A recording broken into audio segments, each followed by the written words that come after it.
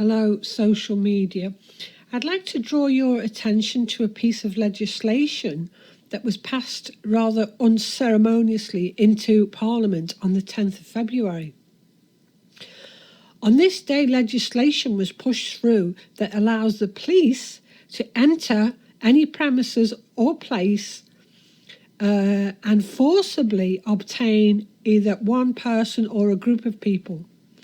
They can then lock them up for an initial 24 hours, then take them to another facility for 2 weeks maximum, in which time they can be moved to several other places, all of which is determined by the suspicions that someone might have the coronavirus.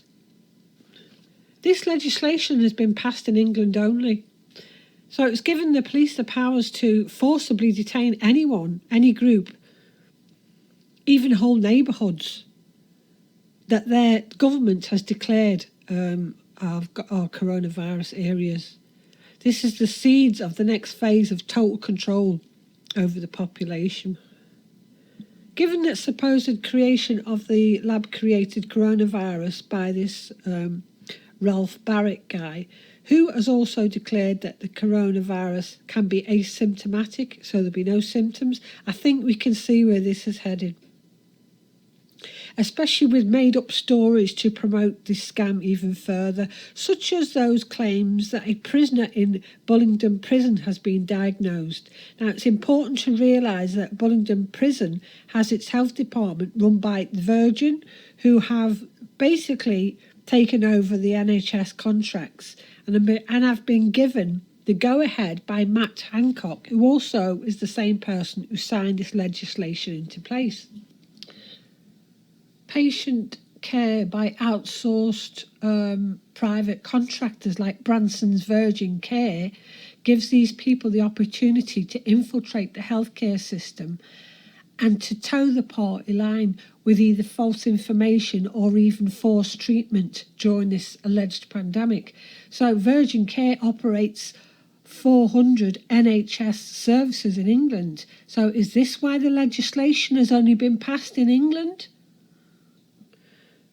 Branson is also linked to Garvey, who set the prices for vaccines, and he's teamed up with others on vaccine drives.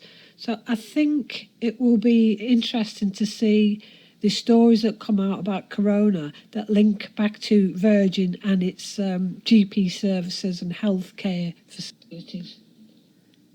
As for the little prat that is Matt Hancock, the ex-Bank of England economist, who has signed this legislation into Parliament. This is the same man who was in charge of the Department of Commerce, Media and Sport, which was changed. It changed its name to Digital Commerce, Media and Sport quite recently.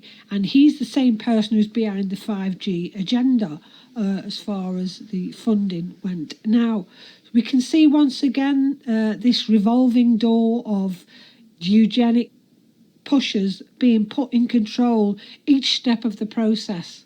So I'll leave that with you. So keep your eyes peeled for information in healthcare with Branson's link. All right, thanks for listening. Stay safe.